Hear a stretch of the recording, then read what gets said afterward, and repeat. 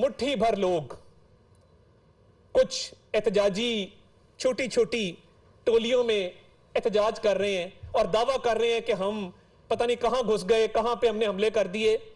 सब झूठ है। इनको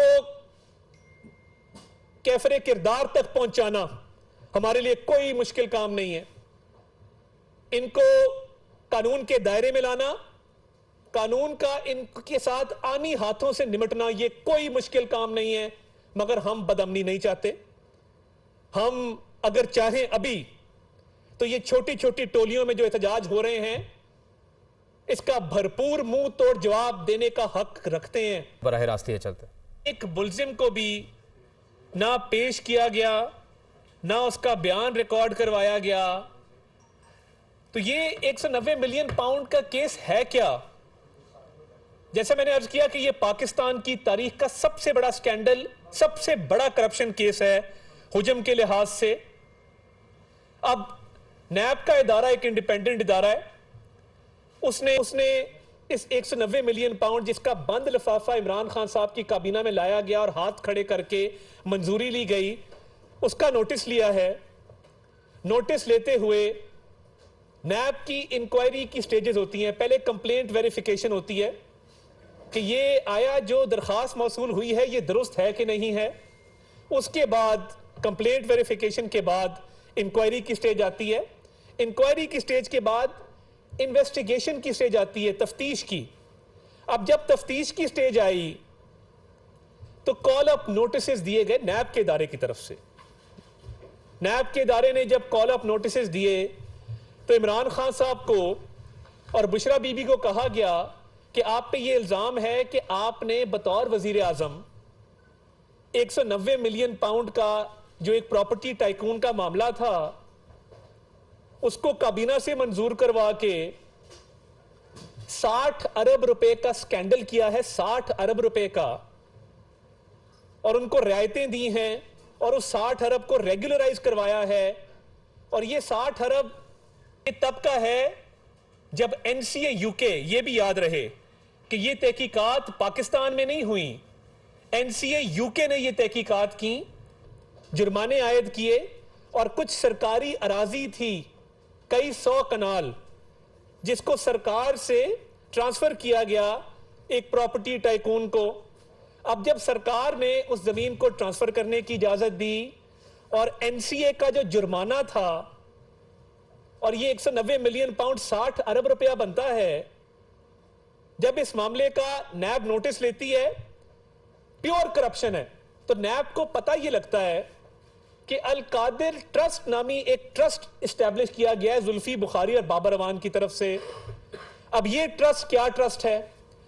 ट्रस्ट जो बनाए जाते हैं ना, कुछ थैलेसीमिया के पेशेंट्स के लिए बनाए जाते हैं, कुछ तालीमाती जो इदारे हैं उनके लिए बनाए जाते हैं, एजुकेशनल पर्पसेस के लिए, बीमारियों के लिए, एजुकेशन के लिए, रफाए आमा के जो काम है, जो सोशल वर्क है, ट्रस्ट उस लिए बनाया जाता है। अब ये जो ट्रस्ट है जिसमें 458 कनाल जमीन एक प्रॉपर्टी टाइकून की तरफ से तोहफे में दी जाती है अल कादिर ट्रस्ट के लिए, उस जमीन का जब ट्रांसफर होता है तो ट्रस्ट डीड के ऊपर सिग्नेचर्स हैं जुल्फी बुखारी साहब के और बाबर अवान साहब के। आहिस्ता आहिस्ता उस ट्रस्ट को कन्वर्ट किया जाता है और एक नई ट्रस्ट डीड मार्जे वजूद में आती है। उस नई ट्रस्ट डीड में अगर आप उसको पढ़ें तो 2 अफराद के सिग्नेचर्स हैं। नंबर 1 जो सिग्नेचर्स मौजूद हैं वो इमरान अहमद न्याजी साहब के सिग्नेचर्स हैं। नंबर 2 जो सिग्नेचर्स मौजूद हैं वो बुशरा साहिबा के सिग्नेचर्स मौजूद हैं। और ये ट्रस्ट डीड उस 458 कनाल जमीन जो गिफ्ट की गई वो अल कादिर ट्रस्ट के नाम करने के हवाले से है।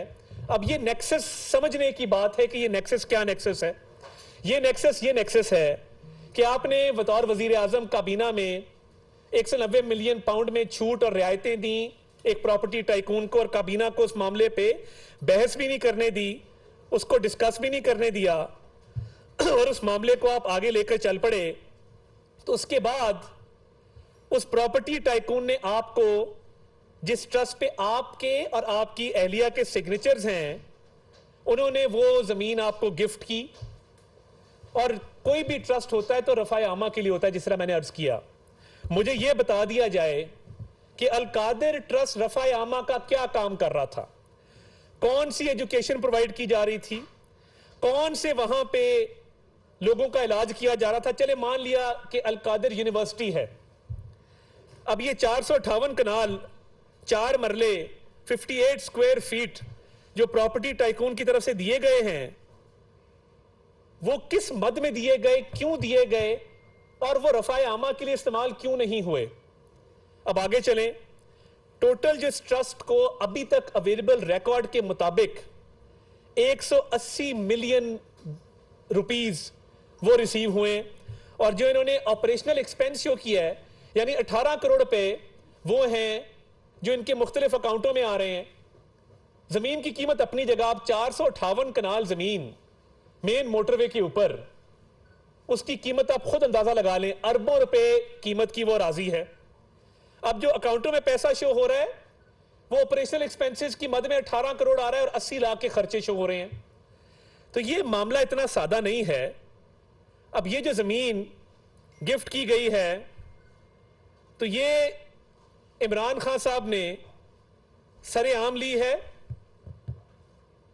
डॉक्यूमेंटेशन के जरिए ली है, और ये बात अब रोजे रोशन की तरह आया है कि ये पाकिस्तान की तारीख का सबसे बड़ा करप्शन स्कैंडल है, जिसमें एक सिटिंग वजीर आजम वो एक जाली ट्रस्ट बनाता है। उस जाली ट्रस्ट को बनाने के साथ साथ वो जमीन गिफ्ट लेता है अरबों रुपए की, जिस प्रॉपर्टी टाइकून से लेता है उसको अरबों रुपए माफ करता है काबीना के जरिए, और फिर उस ट्रस्ट को मनी लॉन्ड्रिंग का एक जरिया बना के ब्लैक मनी को वाइट करने का एक जरिया बनाता है। अब नैब ने कई बार नोटिस दिए, मगर किसी ने उन नोटिस का जवाब नहीं दिया, पेश होना भी मुनासिब नहीं समझा। मेरे जैसा आदमी हो, रात नोटिस आता है, हम सुबह अदालत में या तहकीकाती इदारे के पास खड़े होते हैं कि जी क्या जवाब तलबी है, हमने किस चीज का हिसाब देना है, ये हमारे असासे हैं। बार बार नोटिस पे नोटिस, नोटिस पे नोटिस, नोटिस पे नोटिस, मगर बदमाशी है, लाडला है, आंख का तारा है कुछ लोगों के। तो वो कहता है कि नहीं, मैं पेश नहीं होऊंगा, मैं ना 190 मिलियन पाउंड की सफाई दूंगा, ना 400 कनाल अल कादिर ट्रस्ट की जमीन की दूंगा, ना ट्रस्ट डीड की दूंगा। ये अल्लाह ताला का निजाम है। ये ट्रस्ट डीड करते थे मरियम नवाज शरीफ साहिबा को, और शहबाज शरीफ साहब पे मनी लॉन्ड्रिंग के इल्जामात लगाते थे, मियां साहब पे लगाते। ये कुदरत का निजाम है कि आज आपकी ट्रस्ट डीड अवाम के सामने आई है, आज आपकी ट्रस्ट डीड पे सवालात उठ रहे हैं, आज आपने अरबों रुपए का हिसाब देना है, और आज आप जवाब देने से कासिर हैं। एक शख्स जो किसी तहकीकाती इदारे के पास बारहा कानूनी लवाजमात पूरे होने के बावजूद, तमाम गिरफ्तारी के जो कानूनी रिक्वायरमेंट्स हैं वो पूरी होने के बावजूद, कॉल ऑफ नोटिस सर्व होने के बावजूद पेश नहीं होता, तो उसका क्या इलाज है? उसके जाके घर जाके फर्शी सलाम पेश किया जाए, उसको उसकी कॉर्निश बजा लाई जाए, उसके गले में हार डाले जाएं, या ढोल बजाए जाएं कि आली जा आली मकाम महाराज, आप एक तहकीकाती इदारे के पास पेश नहीं हो रहे, अरबों रुपए की खुर्द-बुर्द का इल्जाम है, हम खादिम हाजिर हैं, बताएं इस केस में कैसे तहकीकात करनी। वो जमाना चला गया जब आपकी एक उंगली के इशारे पे लोगों पे हेरोइन डाली जाती थी, आपकी एक उंगली के इशारे पे एक खातून को चांद रात को गिरफ्तार किया जाता था, आपकी एक उंगली के इशारे पे एक खातून को बाप के सामने गिरफ्तार किया जाता था, आपकी उंगली के इशारे पे अपोजिशन लीडर को जेल की सलाखों में 2 बार भेजा जाता था। किस किस का नाम लूं? हमने पूरे पूरे घर वीरान होते देखे हैं। हमजा शहबाज शरीफ साहब को किस बात की सजा दी, कोई नहीं जानता। 2 साल कैद है। आहा चीमा 3 साल कैद काट के आए हैं, क्योंकि आपको यह सब करना मकसूद था सियासी इंतकाम के लिए। और अपने करतूत ये हैं कि अरबों रुपए खा गए, अरबों रुपए की जमीन हड़प कर गए, और एक कॉल ऑफ नोटिस का जवाब देने को तैयार नहीं है। कोई क़यामत नहीं आ गई। मैं ये वाजे कर देना चाहता हूं कि आपने अरबों रुपए की करप्शन की है, उस केस में आपकी गिरफ्तारी नैब अमल में लेके आया है, आपको जवाब देने होंगे, आपको सबूत जो हैं उनको रद्द करना होगा और बताना होगा कि ये सब क्यों किया और क्या रफ़ाए आमा के काम अल कादिर में हो रहे हैं। और देखिए, मुट्ठी भर लोग कुछ एहतजाजी छोटी छोटी टोलियों में एहतजाज कर रहे हैं और दावा कर रहे हैं कि हम पता नहीं कहां घुस गए, कहां पे हमने हमले कर दिए। सब झूठ है। इनको कैफरे किरदार तक पहुंचाना हमारे लिए कोई मुश्किल काम नहीं है। इनको कानून के दायरे में लाना, कानून का इनके साथ आनी हाथों से निपटना, ये कोई मुश्किल काम नहीं है। मगर हम बदअमनी नहीं चाहते। हम अगर चाहें अभी तो ये छोटी छोटी टोलियों में जो एहतजाज हो रहे हैं इसका भरपूर मुंह तोड़ जवाब देने का हक रखते हैं। We reserve the right to retaliate. मगर नहीं, हम इसको इश्यू नहीं बनाना चाहते। करप्शन हुई है, करप्शन का जवाब देना होगा, हर हाल में देना होगा। अरबों रुपए रिकवर होंगे।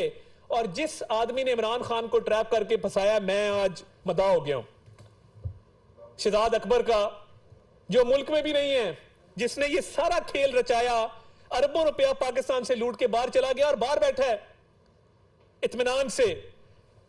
तो इसलिए आज एक ऐसा मुजरिम जिसने कई जराइम सरजद किए, जिसने बतौर वजीर आजम अपने इख्तियारात का नाजायज इस्तेमाल किया, जिस पे नैब ऑर्डिनेंस का सेक्शन 9 जितना फिट इस पे बैठता है किसी और पे नहीं बैठता।